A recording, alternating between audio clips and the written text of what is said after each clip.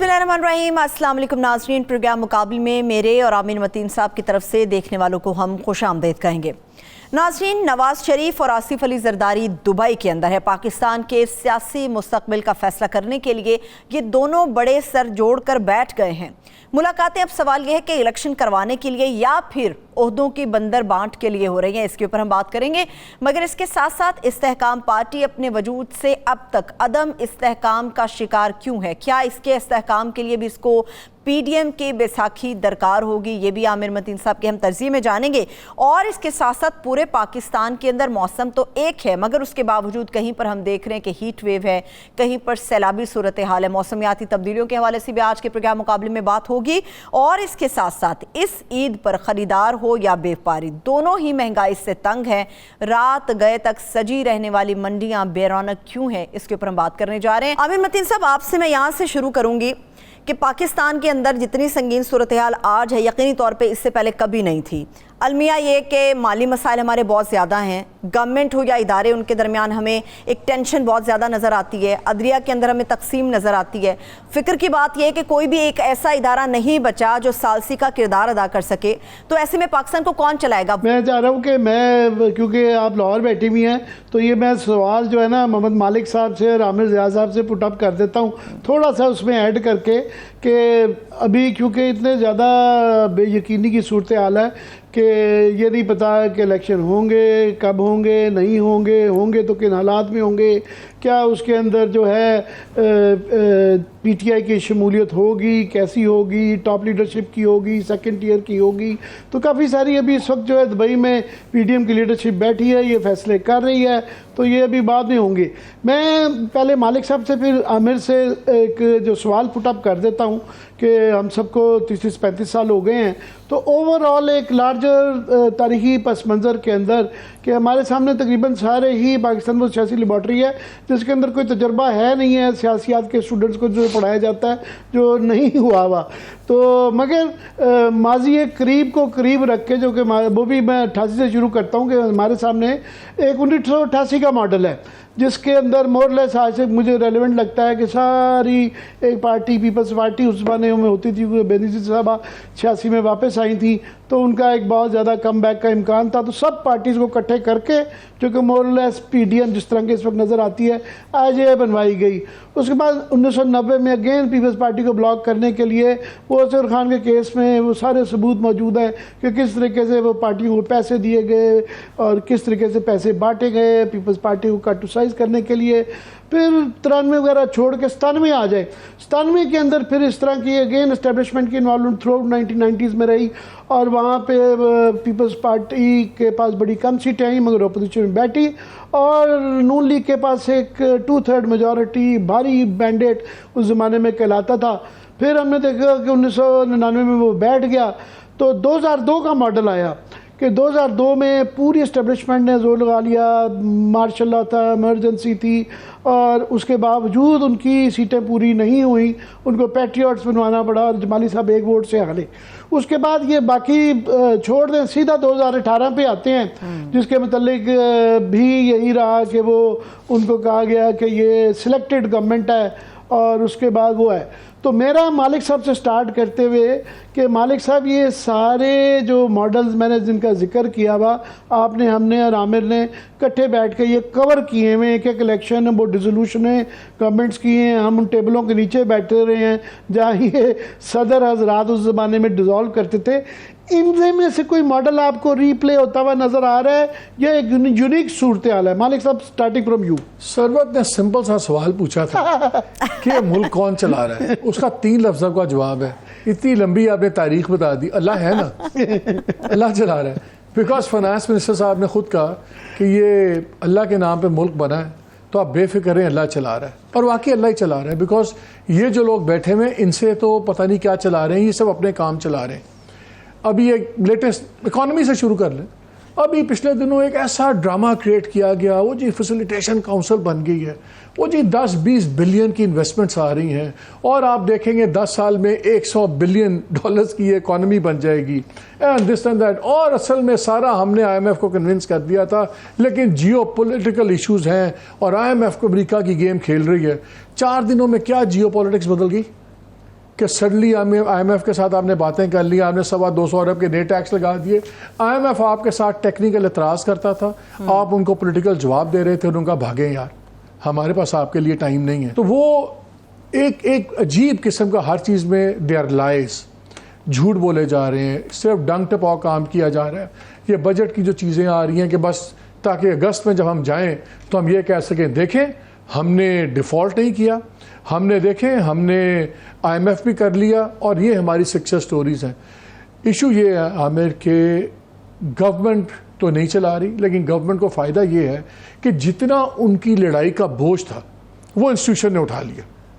जो इमरान को वो नहीं गिरा सके, वो इंस्टीट्यूशन की लड़ाई में इमरान ने अपने आप को गिरा लिया। PTI चेयरमैन रादर तो PTI चेयरमैन ने अपने आप को जो भी नुकसानात हैं, तो उनकी लड़ाई का तो बोझ ऊपर से हट गया है। अब वो प्योरली जिस तरह आप देखें दुबई में जो पार्लेस चल रहे हैं, अभी चलेंगे काफ़ी दिन, क्या हो गया है कि ये उनका यकीन हो गया है रूलिंग डिस्पेंसेशन को कि यार वो स्टेज ख़त्म हो गई है, दैट मसला is done and dusted, it has been taken care of, हम अपना देखेंगे हमने आगे क्या चलना है। सो बड़े इवेंट्स बड़ी तेज़ी से मूव कर रहे हैं। पाकिस्तान की मैशत के लिए क्या है, बड़े ही ख़तरनाक हैं।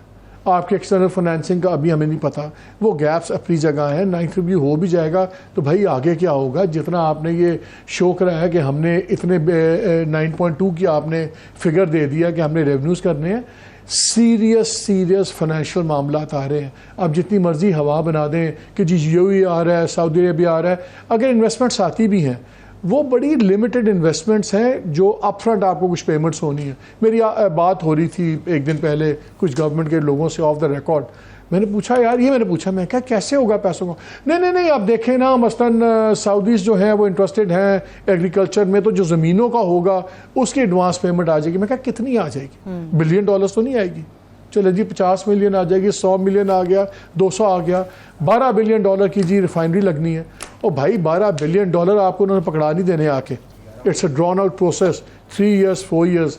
तो यहाँ पे सबसे बड़ी बात है कोई किसी से सच नहीं बोल रहा और हमारे मसाइल वही हैं।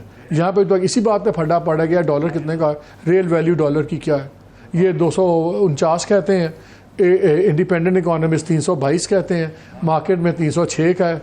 अब आप फैसला कर लें कितने में होगा, आने वाले दिनों में क्या होगा। परसों 3-4 दिन पहले अनाउंस हो गया कि जी हमने इंपोर्ट खोल दिया। पहले 72 घंटों में आमिर एक भी शिपमेंट रिलीज नहीं हुई थी, ज़ीरो, कागज़ों में खुल गई हुई थी। जो टैक्स है ऑलरेडी उन्हीं के डबल टैक्सेशन हो रही है, 5 लाख वाले पे भी 35% ठोक दिया।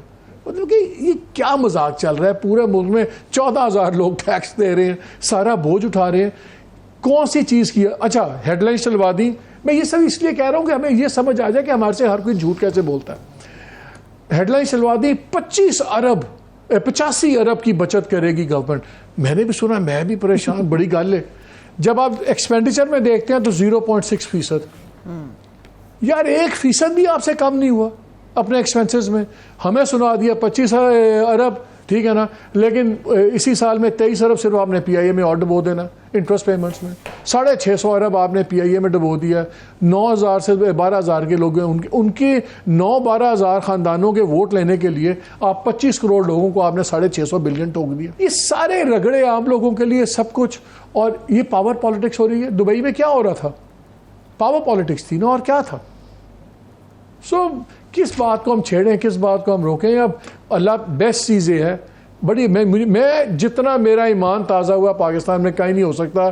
अगर किसी को शक है दुनिया में बड़े से बड़े एथीस को जो ना मानता हो अल्लाह को, उसको पाकिस्तान में ले आए, वो अल्लाह पे ईमान ले आएगा कि ये मुल्क वाकई एक ऐसी हस्ती चला रही है जो अल्लाह ही हो सकती है। अब बंदियां के पास की गल नहीं है। हमें मैंने जो है ना ऐसे ही एकेडमिक बना दिया था, मालिक साहब ने बड़ा उसका अच्छे अल्फाज में आसान जवाब दे दिया है कि कोई मॉडल ले लें, कोई गवर्नमेंट ले आए, जो मुल्क के हालात हैं वो बदलते नज़र नहीं आ रहे क्योंकि रवैयों में तब्दीली नहीं है। मैं एक चीज़ ऐड करना चाहता हूं, प्लीज़ एक चीज़ ऐड प्लीज़।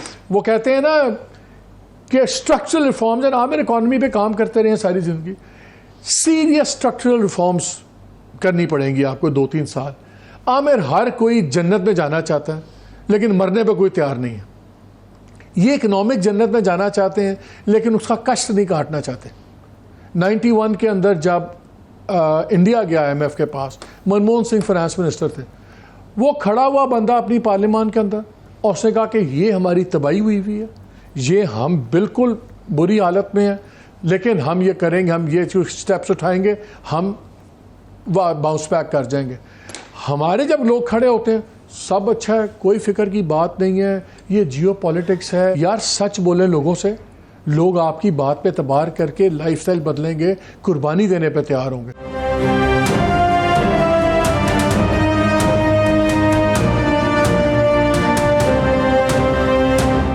मालिक साहब ने आमिर बड़ा जज्बात बड़े अच्छे तरीके से इसका मुफस्सिल जवाब दिया है सिचुएशन का, और इनका ये पॉइंट बड़ा ही इम्पोर्टेंट है कि भारत में 1990 में मनमोहन सिंह के ज़माने में ये रिफॉर्म्स हुए, और ये हर बंदा किसी इदारे में दुनिया में चले जाएं वो कहते हैं जी इलाज जो है ना शॉर्ट टर्म में नहीं है, आपको ये इस्लाहात करनी पड़ेंगी।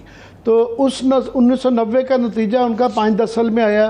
चाइना ने 1990 में एग्जैक्टली डेंग ज़ियाओपिंग के जो रिफॉर्म्स थे उसका 12-14 साल बाद रिज़ल्ट आना शुरू हुआ। तो आपको लगता है कि हमारे यहाँ जो सूरत हाल है सियासी इस वक्त जो है, जो भी सिनारियो मैंने खींचने की कोशिश की है, जिसके लिए बड़ा ज़रूरी है कि आपके यहाँ इस्तेहकाम हो, सियासी इस्तेहकाम हो, स्ट्रॉन्ग गवर्नमेंट हो, एक कंटिन्यूटी हो, तो ये इस्लाहात मुमकिन है। आपको नज़र आता है कोई सिनारियो कि हमारे यहाँ कोई इस तरह का इस्तेहकाम सियासी मुआशरती जिसकी वजह से इकनॉमिक इस्तेहकाम भी आ सके?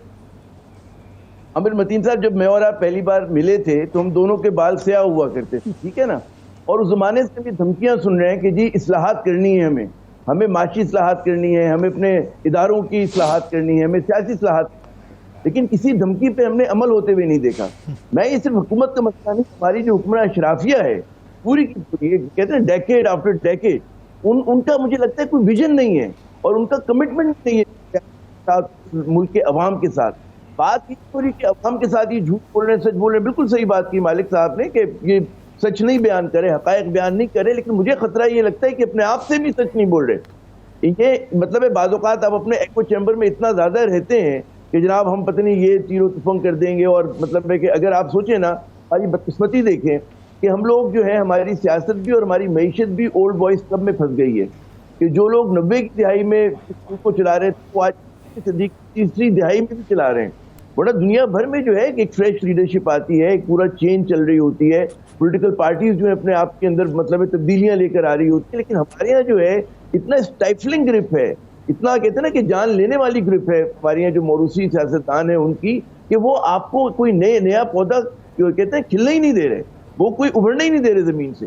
तो बिल्कुल आपने सही कहा कि हमारे यहाँ जो एक कहते हैं ना वो जो अभी टर्म आजकल बहुत वो हो गई, बज़वर्ड बना है कि जी पॉली क्राइसिस, कि one crisis is feeding the other crisis. तो हमारे यहाँ पॉलिटिकल क्राइसिस फीड करे इकोनॉमिक क्राइसिस को और इकोनॉमिक क्राइसिस फीड करे पॉलिटिकल क्राइसिस। सवाल ये पैदा होता है कि पहले क्या, लेकिन मुझे तो कोई एक कदम लेते हुए नजर नहीं आ रहे कि जनाब ये सियासी इस्तेहकाम के लिए कोई मतलब संजीदा कोशिशें हो रही हों, इस बात की कोशिशें हो रही हों कि जी आपने कंट्रडिक्शंस को, तज़ादात को हल करना है, ना ही आपको मईशत की बुनियाद पर नजर आ रहा है।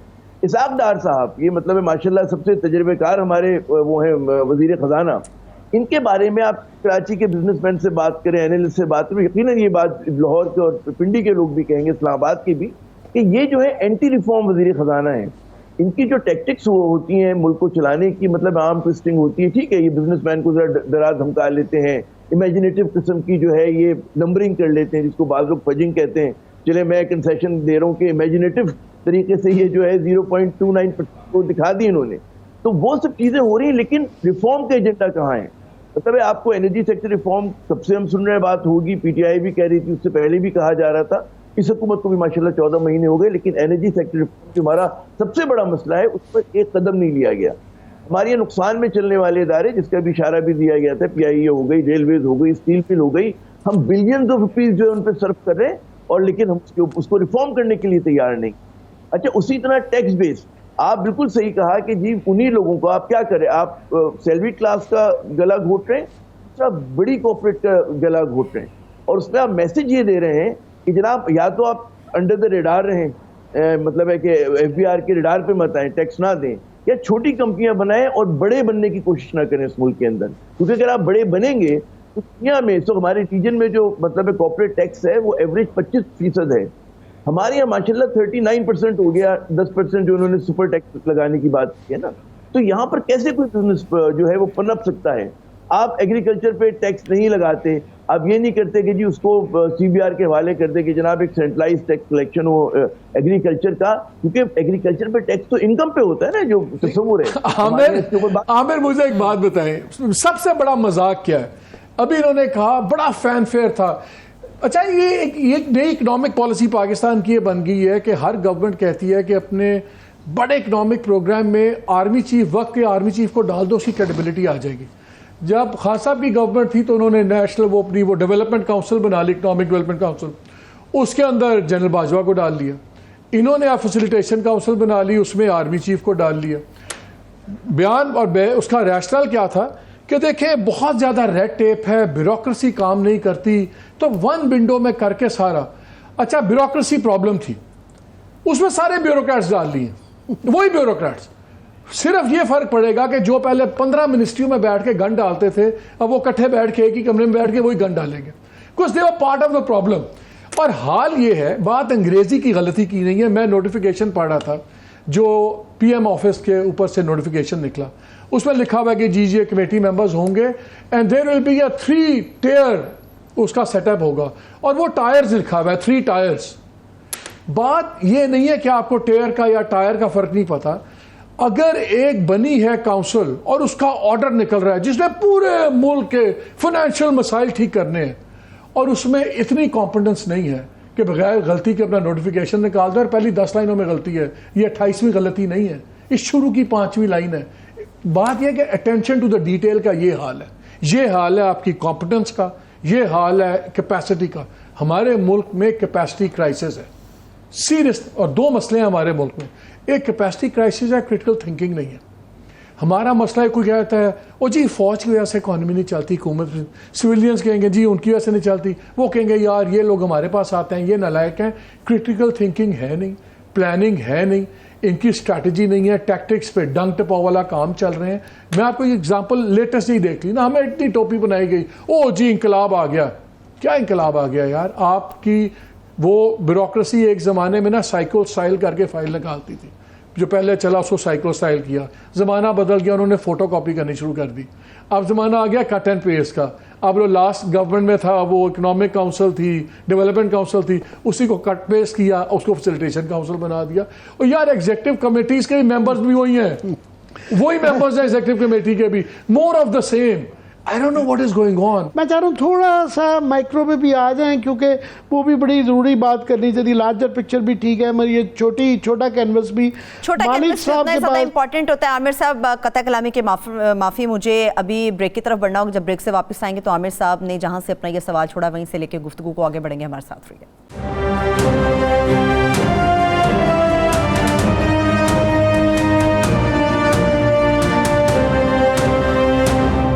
ब्रेक के बाद एक बार फिर से आपको खुशामदीद कहेंगे। आमिर साहब, आप अपना सवाल छोड़ गए थे छोटे कैनवस के हवाले से कि उसके ऊपर भी हमें तवज्जो देनी चाहिए। मोहम्मद मालिक साहब और आमिर ज़ियाद साहब भी हमारे साथ मौजूद है, प्लीज़ कंटिन्यू कीजिएगा आमिर साहब। जी वो वही से मालिक के, क्योंकि सारी चीज़ों की इब्तदा जो है वो घूम फिर के ये सवालों के जवाब लोगों को चाहिए, और ये जिन्हें भी चाहिए कि इलेक्शन क्या हो रहे हैं, और हो रहे हैं तो किन हालात में हो रहे हैं। आपके पास क्योंकि तजज़िये के अलावा इंफॉर्मेशन भी बहुत ज़्यादा होती है, मैं इसलिए आपसे शुरू कर रहा हूँ। देखिए आमिर, बहुत सौ की सिलेक्शन हो गई है, इलेक्शन तो एक बंदे का ही है। अब इशू ये है कि विल ही बी अलाउड और नॉट। जो हालात हैं, जो पिछले दिनों में हुआ है, जो आर्मी चीफ ने भी बातें की अपनी एक मीटिंग में शुरा से, सिक्योरिटी कॉन्फ्रेंस के लोगों से, उसके बाद बड़ी कैटेगोरिकली उन्होंने कुछ बातें की। उनसे किसी ने सवाल पूछा कि आपकी बातचीत नहीं हो सकती, तो उन्होंने कहा मैं किसी से क्यों बातचीत करूं, I don't believe in it, ये गवर्नमेंट का काम है, जिससे करनी है करें। उन्होंने तब ये भी कहा कि आप मंडे तक नताइज देख लेंगे जो हम अंदर चीज़ें कर रहे हैं। तो फिर मंडे को आपने देखा प्रेशर आ गया, और उसमें बड़े लंबे 2-3 रूल्स उन्होंने अपने मार्केट में ले आए हैं। एक तो उन्होंने कहा कि जी हम सब कुछ नहीं छोड़ेंगे, लेकिन हमने शुरुआत घर से की है। तो उन्होंने अपनी एग्जांपल्स बना दी, major generals, lieutenant generals, top, और फिर फैमिली रॉयल्टी क्या होती है इंस्टीट्यूशन में, 4 स्टार जनरल्स की फैमिलीज, उसका भी उन्होंने कह दिया। एक की जी दामाद भी हैं, वाइफ भी हैं, सारे हैं, they are facing the music and everything. Military courts के ऊपर बड़ा स्ट्रॉन्ग रिएक्शन आया, और जो प्रेशर था मेरे ख्याल में वो क्लियर मैसेजिंग थी, वो सब कुछ है कि भैया होंगे। और मेरे नज़दीक में तो सुप्रीम कोर्ट एक बार फिर ब्लिंक कर गई है। पहले 14 मई के बाद ब्लिंक की थी, फिर ब्लिंकिंग आदत पड़ जाती है, अगर आप एक बार शुरू हो जाए तो वो फिर ब्लिंक कर गई है। अब आई थिंक वहाँ पे तो पैरेलल इतनी दोनों आगे इतने चले गए में हैं, पीटीआई चेयरमैन भी और इंस्टीट्यूशन भी, कि इनका मीटिंग पॉइंट कोई नहीं रहा। माई फीलिंग इज़, आपने इलेक्शंस की बात की है कि इस वक्त बड़ी स्ट्रॉन्ग डिज़ायर है कि इलेक्शंस हो जाएं ताकि थिंग्स कैन मूव ऑन। लेकिन मेरा ख्याल है अभी भी ये इलेक्शंस का बहुत गहरा ताल्लुक है पीटीआई चेयरमैन की कन्विक्शन से। अगर तो वो कन्विक्ट हो गए तब तक तो फिर मुझे इलेक्शन होते नज़र आते हैं, अगर वो कन्विक्ट ना हुए फिर ये मुझे डिले नज़र आता। और जो जितना क्लैश इस वक्त और इंसिस्टेंस है कि आर्मी एक्ट के नीचे मुकदमात चलें तमाम लोगों के, बिकॉज हमने, आपको याद है कि आपके प्रोग्राम पहले मैं बात कर रहा था, मैं अपनी भी रिसर्च करवाई थी, तो उसमें एवरेज निकला था कि जो ट्रायल पीरियड है आर्मी कोर्ट्स का, मिलिट्री कोर्ट्स का, वो 27 से 31 दिन एवरेज निकलती है मुकदमा चलने की। तो अगर ये बड़े फैसले होने हैं अक्टूबर नवंबर से पहले, बिकॉज ये अगर 1-2 दिन पहले भी छोड़ देते हैं गवर्नमेंट तो नवंबर में इलेक्शन चले जाएंगे, तो वो फास्ट ट्रैक तो मिलिट्री कोर्ट्स भी होना है जो होना है।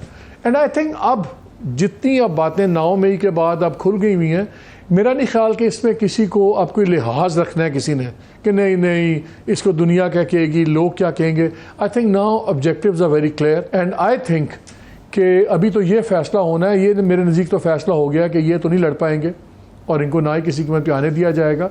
अब देखना ये है कि क्या इनकी पार्टी के लोगों को भी इलेक्शन लड़ने दिया जाएगा कि नहीं, कि ठीक है आपने नॉमिनेशन पेपर तो डाल दिया लेकिन उसके बाद कितना फ्रीडम होगा क्या नहीं होगा।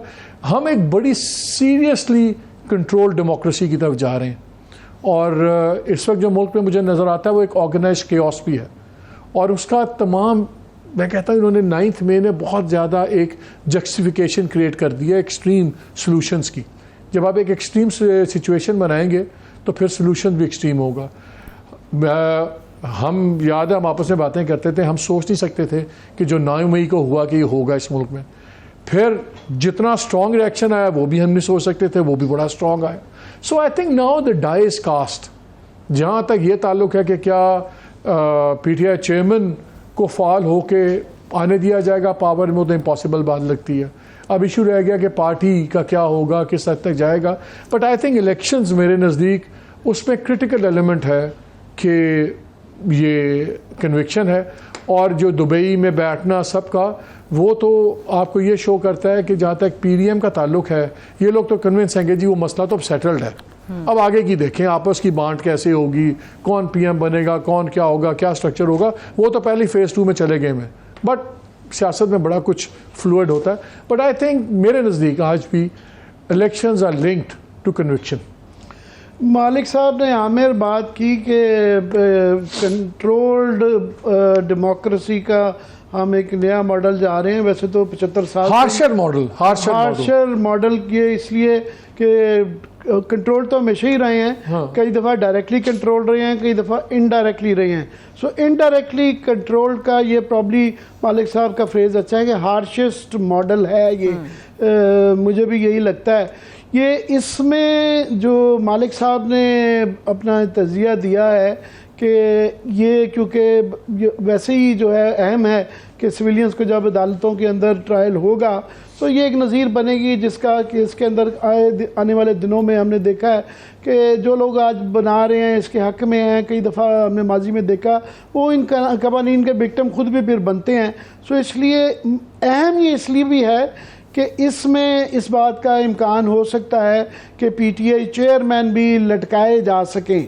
तो ये जो ब्लिंक वाली सूरत हाल मालिक साहब ने बताई है कि अदालतों की तरफ से पिछले इस वक्त कोई 6 अहम केसेस चल रहे हैं, स्टार्टिंग फ्रॉम NRB के तरमीम से, वो जो नैब की तरमीम जो थी उससे लेके फिर 14 मई का केस चल रहा है, फिर प्रैक्टिसेस एंड रिव्यू वाले केसेस चल रहे हैं, उसके बाद ये अब अदालत के अंदर केस चल रहा है, एक ऑडियो लीक्स का चल रहा है। If I may quickly add one thing, आप मिलिट्री कोर्ट्स वाला केस देख लें। 9 मेंबर बेंच शुरू हुआ, 7 मेंबर बना, 6 मेंबर बना। या अफरीदी साहब ने ट्यूसडे को जो उनका नोट आया, वो अब मेरा नहीं ख्याल कि उस नोट के बाद वो बैठ सकते हैं। उन्होंने अगरचे कहा है कि जी मैं राय नहीं दे रहा, लेकिन उन्होंने कहा है कि it is very critically important कि रिकन्सिडर करें चीफ जस्टिस, फुल कोर्ट का बेंच बनाएं, क्योंकि यूनिटी आनी चाहिए, क्रेडिबिलिटी आनी चाहिए। मतलब कि जो लब्बे लुबाब ये है कि भैया अगर आप चाहते हैं कि इसका फैसला कोई कबूल करे तो फिर आप फुल कोर्ट बेंच बनाएं। अब छुट्टियों के बाद देखते हैं क्या होगा क्या नहीं होगा। सो ये बेंच मुझे एक बार फिर टूटता हुआ नजर आ रहा है। आमिर, ये जो एक रिपीट ऑफ 14 मई के केस में भी हुआ ना, 9 से 7, 7 से 5 के बाद ये 3-4 की लड़ाई चलती रही है, उसी राह पे जाता हुआ नजर आ रहा है। इस सूरत हाल का अदालत का पॉलिटिकल सिचुएशन के ऊपर और इलेक्शन के होने के साथ आपका तजिया मैं चाह रहा हूँ। जो दिलचस्प बात है वो ये कि हम सबके पास सवालात हैं और मतलब है कि सारे काफी हैं, थोड़ा बहुत कराची में भी रह के कुछ हमें भी पता होता है, आप लोगों को ज्यादा इल्म है, तो सबके पास सवाल आते हैं। मेरे पास एक और सवाल है कि किसी के पास जवाब भी है या नहीं है। Is there a method to this madness, या खुदा ना खास्ता ऐसे ही चले जा रहे हैं? जवाब है, एक हस्ती है जिनके पास जवाब है, लेकिन हम नहीं पूछ सकते भाई। मैं सिर्फ क्विकली ऐड कर दूं कि ये हम नहीं हैं, ये आज ख्वाजा आसिफ साहब की एक बड़ी दर्दमंदाना किस्म की एक ट्वीट है कि एक बच्चा जो है ना वो गली के ऊपर उसका इंटरव्यू है और बहुत ही वाकई इंटरव्यू देख के रोना आ जाता है और उस एंकर से सवाल नहीं हो पाता कि वो किस तरीके से सुबह से लेके शाम तक जो है बच्चा नौकरी करता है और वो किस तरह संजीदा किस्म की बातें कर रहे हैं। खैर साहब जो कि गवर्नमेंट हैं जिनको सलूशन देने चाहिए उन्होंने भी सवाल उठा दिए। तो गवर्नमेंट भी निशानदेही प्रॉब्लम की करती है, जिनको जवाब देना चाहिए वो भी सवाल उठाते हैं, तो हमारा क्या कसूर है? Please carry on. हम सबके पास सवालात और जवाब जो है गालिबन एक शख्स के पास है या 2-4 लोगों के पास है, लेकिन उस जवाब के बावजूद जो महदूद है किसी के पास, यानी कि गैर यकीनी की फजा जो है बहुत ज्यादा कातिल हो गई हमारे लिए। और किसी भी मुल्क के लिए आप सोचें, कोई बड़ा मुल्क भी हो, बड़ा तरक्की याफ्ता मुल्क भी हो, अगर 14-15 महीने या 2 साल के करीब हमारे यहाँ पॉलिटिकल इनस्टेबिलिटी रह चुकी है और इसके खत्म होने के आसार नजर नहीं आते, तो सोचें कि जो कहते हैं ना कि ढांचा किस तरह से स्टेट का हिल गया होगा कि इस वक्त जो है सब लोग जो है उनको नहीं पता कि कल आने वाले कल में क्या होगा। अब जो सिनेरियो बिल्ड किया जा रहा है कि जनाब उसमें एक बड़ी पॉलिटिकल पार्टी को या उसकी लीडरशिप को आप इलेक्शन में हिस्सा नहीं लेने देंगे, किसी भी वजह पे कन्विक्शन हो जाती है, अरेस्ट हो जाते हैं, उनको कैंडिडेट नहीं मिलते, लेकिन उससे हमारा जो कंट्रडिक्शन है रियासत का वो तो रिजॉल्व होने नहीं जा रहा। जो भी मतलब है कि हुकूमत बनेगी, लोग क्वेश्चन करेंगे कि जी बहुत सारे लोग उसमें वोट नहीं डालेंगे, उसकी लेजिटिमेसी फिर क्वेश्चन मार्क हो जाएगी। तो यानी कि हम लोगों ने तय कर लिया कि इन इंतखाबात के बावजूद हमारे में जो गैर यकीनी सूरत हाल है वो जारी और सारी रहेगी। ये आप नहीं कह सकते कि जी आप कितने ही मजबूत हो, कितने ही ताकतवर क्यों ना हो, लेकिन आप हर चीज को कंट्रोल नहीं कर सकते। तो बात ये होती है कि फिर अनइंटेंडेड कॉन्सिक्वेंसेस होते हैं बहुत सारे आपके फैसलों के, कि आप समझते हैं कि मैं इस चीज को यूं हल कर लूंगा तो उसकी जगह एक बड़ा मसला पैदा हो जाता है। लेकिन जो हमारे यहाँ एक कहते हैं ना कि जी पार्लियामेंट के जरिए होना चाहिए, चीजों को आइन के तहत होना चाहिए, वो तो हमने उठा कर रख दी है। अब हम एक अननोन टेरिटरी के अंदर हैं, अनचार्टेड वाटर्स में हैं, और उसके हवाले से बिल्कुल किसी को नहीं पता कि कल को जाके मतलब अब देखिए ना, अब हम आज भी ये सवाल करें इलेक्शन होगा या नहीं होगा, और इलेक्शन अगर नहीं होगा तो किस कानून के तहत नहीं होगा। लेकिन आमिर हमें एक चीज तो पता लग गई है ना, हमें इतना तो पता लग गया कि क्या नहीं होना, ये हमें नहीं अभी पता क्या होना है, लेकिन ये हमें पता लग गया कि क्या नहीं होना। मैंने टेक ओवर किया हुआ क्योंकि सरबत लाहौर में बैठी हुई है और हमारी जो है ना बीच में गैप साउंड का बड़ा आ जाता है। सो मैं क्विकली, मुझे ये इशारे दिए जा रहे हैं कि इसको ब्रेक लेनी है, मैं क्विकली। लेकिन आमिर से पूछे, आमिर को तो पता है कि क्या नहीं होना। आमिर बिल्कुल, ये मालिक साहब ने बिल्कुल कहा है कि हम सबको ये पता है कि क्या नहीं होना या नहीं होने दिया जाएगा। अब होने के मतलब जो है ना, मैं क्विकली तजिए के बगैर आपसे आमिर शुरू करता हूँ। आप ये इलेक्शन फ़र्ज़ करें ये हो जाते हैं, यूपी पीपल्स पार्टी की बहुत ज़्यादा इंक्लिनेशन है कि ये हो जाए, मेरी इतला ये है, तो आप किसको प्राइम मिनिस्टर देखते हैं? क्विकली, नो तजिया, जस्ट प्लेन सिंपल गैस। लोग बड़े जोरों शोर से जरदारी साहब पे बैट कर रहे हैं, बिलावल पे भी नहीं कर रहे। अच्छा चले चले चले मुझे नहीं पता ये क्या साराई की सत्ता क्या और कितना मतलब इसमें ख्वाहिशात का जिक्र है, उनकी अपनी इंटेंशन है या नहीं है। लेकिन यहाँ जो बाजार गर्म है, मतलब आपको पता है पीपल्स पार्टी की गढ़ी है ना सिंध और कराची, उनका दारुल हुकूमत है, तो जो हमें इर्द गिर्द बातें सुन रहे हैं और जिस तरह से फाल हुए हैं जरदारी साहब, तो आप उनको कहते हैं ना इग्नोर ना करें। जरदारी साहब कोई भी एक कहते हैं नया खरगोश उनकी हेड से निकल सकता है। जी मालिक क्विकली जो है, ये पता नहीं अच्छी खबर बता रहे हैं या बुरी बता रहे हैं, आज़म जरदारी साहब का प्राइम मिनिस्टर, आपका क्या टेक है इस पे? नहीं, मुझे अभी तक तो प्राइम मिनिस्टर की लेवल पे यही कंटिन्यूशन नज़र आ रही है जो इस वक्त है मौजूदा, बिकॉज इस्टेब्लिशमेंट बड़ी कंफर्टेबल है इनके साथ। लेकिन हैविंग सेड दैट, देखना ये होगा कि क्या ये और डार साहब का कॉम्बो चलता कब तक है, बिकॉज ये उनसे एक कॉन्फ्लिक्ट है, इंटरनल कॉन्फ्लिक्ट जो मानते नहीं हैं दोनों, लेकिन ये कॉन्फ्लिक्ट है। और आगे अगर आपने 5 साल की गवर्नमेंट करनी है विद सीरियस इकोनॉमिक रिफॉर्म्स, तो फिर इन दोनों का इकट्ठे चलना, दोनों में से एक को जाना होगा। तो वो एक सवाल है। लेकिन एक इंटरेस्टिंग ख़बर मैं आपसे शेयर कर सकता हूँ कि, और शायद मेरी इत्तला के मुताबिक थोड़े से परेशान भी हैं chief minister Sindh. Chief minister Sindh को इंडिकेट किया गया है कि आप ज़रा इलेक्शन, नेशनल असम्बली के इलेक्शन की तैयारी भी रखें, हो सकता है आपको सेंटर में फाइनेंस की जिम्मेदारियाँ मिलें। तो वो तो बेचारे परेशान हुए हैं, क्योंकि ज़ाहिर है सीएम तो बादशाह होता है ना अपने इसमें हमारा बहुत बड़ा मफरूज़ा 3 सहाफ़ी बैठे हुए हैं, 35 साल हम अपने उसको सीनियर कह सकते हैं, वरना तो आजकल हर कोई सीनियर है। मगर एक बहुत बड़ा मफरूज़ा हम इसके पे आगे बात कर रहे हैं कि हमने पीटीआई को आउट कर दिया है, डाउन भी नहीं किया, आउट कर दिया है। हमने नहीं किया भाई, मगर जो हालात हम तो ये कह रहे हैं कि हम तो तज़िया कर सकते हैं कि हालात क्या बता रहे हैं। ज़्यादा जो अहम बात ये हुई है कि ज़्यादा इंपॉर्टेंट ये है कि फाइनेंस मिनिस्टर कौन होगा, और मेरा ख्याल है कि इसमें हमने एक चीज चीफ मिनिस्टर पंजाब जवाब में शामिल कर लीजिएगा कि चीफ मिनिस्टर पंजाब के अगर नून लीग एक्सेप्ट कर लेती है जरदारी साहब को या पीपल्स पार्टी की सेंटर में गवर्नमेंट को, तो वहाँ पे पंजाब वो चाहेंगे हमारे पास होगा, तो वहाँ फिर हमजा होगा, मरियम होगी, कौन होगा? मालिक साहब प्लीज़ प्लीज़। मैं पहली बात तो ये कि ये हमें क्लियर करना चाहिए ताकि ऑडियंस कंफ्यूज ना हो। बात इस वक्त हो रही है कि प्रोसेस के अंदर क्या वज़न होगा, क्या पोजीशन होगी पीटीआई की। पीटीआई इरेलीवेंट नहीं है, ना पीटीआई को इरेलीवेंट इस तरह किया जा सकता है, उसका एक अपना वोट बैंक है, सब कुछ है। हम तो भी देख रहे हैं कि आने वाले दिनों में जो जिस तरह ताश के पत्ते लग रहे हैं, उसमें क्या आपके हाथ में कार्ड्स का बनेगी गेम के नहीं बनेगी, वो बनती नज़र नहीं आती। मेरा ख्याल है पंजाब के अंदर अगर कुछ भी अरेंजमेंट होती है, चाहे इनके पास भी अरेंजमेंट रहे, सीएम का ओहदा पीएमएलएन के पास ही रहेगा। ये सिर्फ कॉम्प्रोमाइज़ हो सकते कि क्या शरीफ फैमिली के मेंबर से बाहर से वो बना दें या बना दें, लेकिन मेरा ख्याल है किसी भी कीमत पे पीएमएलएन सीएम का ओहदा नहीं छोड़ेगी। वो उनकी होम बेस है, उनका गेम ही वहीं पे है। पंजाब का सीएम नहीं छोड़ेगा। मैक्सिमम ये कॉम्प्रोमाइज़ हो सकता है कि हाउस ऑफ शरीफ के बाहर का बंदा लगा दें, उनके पास ही बुजदार बने हैं, ऐसी बात नहीं है।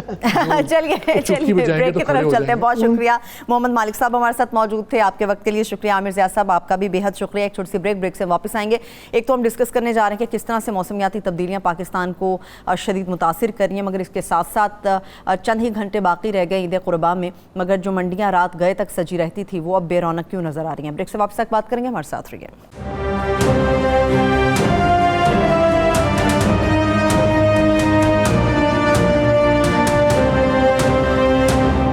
ब्रेक के बाद एक बार फिर से हम आपको खुशामदीद कहेंगे। आमिर साहब, मैं सवाल एक ही करूंगी क्योंकि वक्त कम है, आप दोनों मामलात की तरफ बढ़ जाइएगा। एक तो ईद के हवाले से हम बात करने जा रहे हैं, मगर दूसरी जो खतरनाक और फिक्र अंगेज खबर है या बात है वो पाकिस्तान के अंदर बढ़ती हुई मौसमियाती तब्दीली है। कहीं पे गर्मी है, कहीं पे सैलाबी सूरत हाल है, इसको आप किस तरह से देख रहे हैं?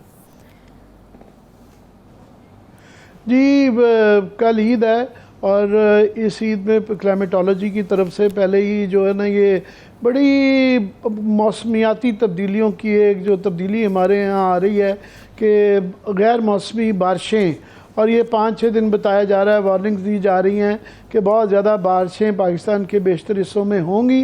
पहले ही ये 2-3 दिन की बारिशों में पूरा ये लाहौर देख रहे हैं तस्वीरों में, ये डूब गया है और नॉर्दर्न एरियाज़ में कई जगहों से बहुत ज़्यादा तकलीफ़ें, 18, 20, 30 लोग मर गए हैं। कुछ जो है सैलाब में, कुछ बारिशों में, कुछ आसमानी बिजली के ज़रिए, तो इस पे बहुत ज़्यादा एहतियात करने की ज़रूरत है। बाकी मैं लास्टली कहूँगा कि हमने कल ईद का दिन है और अच्छी बातें करनी चाहिए, तो आज के दिन जो तजिया हुआ उसके बाद कोई इतनी अच्छा मुंह में टेस्ट नहीं वो छोड़ जाता। मगर क्या करें, हकीकत पसंदी भी यही है कि इस वक्त ऐसी ईद भी जो है बड़ी कम देखी होगी कि लोड शेडिंग इससे पहले चल रही है, और बकरों की मार्केट जो आज के दिन के मार्केटें आबाद होती हैं, मार्केटों में भी उन्हीं बकरे लोग अफोर्ड ही नहीं कर सकते। बकरे तो छोड़े, लोगों के पास कपड़े नहीं हैं, खाने पीने की अशिया का नहीं है। तो मैं अपने ख़ानदान के बुज़ुर्गों से और अपनी मेरी वालदा बहुत छोटी थी, बचपन में ये सुनते आ रहे हैं, क्योंकि हमारे आपको याद होगा पाकिस्तान की जो 14 अगस्त आई थी वो 27वीं रमज़ान को आई थी, फ़ौरन बाद उसके ईद आ गई थी। तो हमारे ख़ानदान की बड़ी एक खूनी किस्म की हिजरत की कहानी है। हमारे एक आधे मामू ने किताब भी लिखी हुई है हिंदुस्तान से पाकिस्तान तक। तो मशरक़ी पंजाब से यहाँ तक लाहौर तक पहुँचते हुए आधे से ज़्यादा लोगों को शहीद कर दिया गया था। मगर बुज़ुर्ग ये बताते थे, वालदा भी बताती थी कि बहुत उदास ईद थी, मगर क्योंकि पाकिस्तान बना था तो उम्मीदें बहुत ज़्यादा थी कि ये हम इससे ओवरकम कर लेंगे, हम इससे गुजर जाएंगे, हम ठीक कर लेंगे। और काफ़ी चीज़ें हमने बहुत ठीक की। हमारी बहुत बड़ी अचीवमेंट है कि हमने 75 साल में कहाँ से कहाँ तक पहुँचे। मगर ये जो उम्मीद का आज के इस प्रोग्राम से भी आपको तासुर मिला हो, टूटना जो है, जो इंसानी नफ्सियात के लिए, मुआशरों के लिए, पाकिस्तान के लिए, आपके लिए, मेरे लिए, किसी के लिए भी बहुत बुरी, नफ्सियाती तौर पे भी और हर लिहाज से एक बुरी चीज़ है। तो खुदा के लिए बस इस नोट पे हम ख़त्म करना चाहेंगे कि मुश्किलात आती जाती रहती हैं। ये वर्ल्ड वॉर की भी यही लेसन था कि बरतानिया वालों ने उन्होंने अपनी उम्मीद रखी, वो लड़ते रहे। मुश्किल हालात, दुनिया की सबसे बड़ी क्राइसिस उस दौर में देखा गया, करोड़ों लोग मारे गए, उम्मीद जागी रहती है। सो हमें खुदा के लिए उम्मीद को ज़िंदा रखें कि बेहतरी आएगी। बस इस पर मैं तो ख़त्म करना चाहूँगा। बहुत बहुत ईद मुबारक। बहुत बहुत शुक्रिया, thanks so much Aamir Mateen साहब। आपका देखने वालों से बस यही है, मुश्किलात भी हैं, परेशानी भी और महंगाई भी बहुत ज़्यादा है, मगर उसके बावजूद ये उम्मीद और दुआ है कि सबकी ईद कुर्बान बखैर और आफियत गुजरे। प्रोग्राम मुकाबिल की पूरी टीम की तरफ से तमाम देखने वालों को ईद की पेश की मुबारक हो। मुझे इजाज़त दीजिए, अपना ख्याल रखिए, खुदा हाफिज़।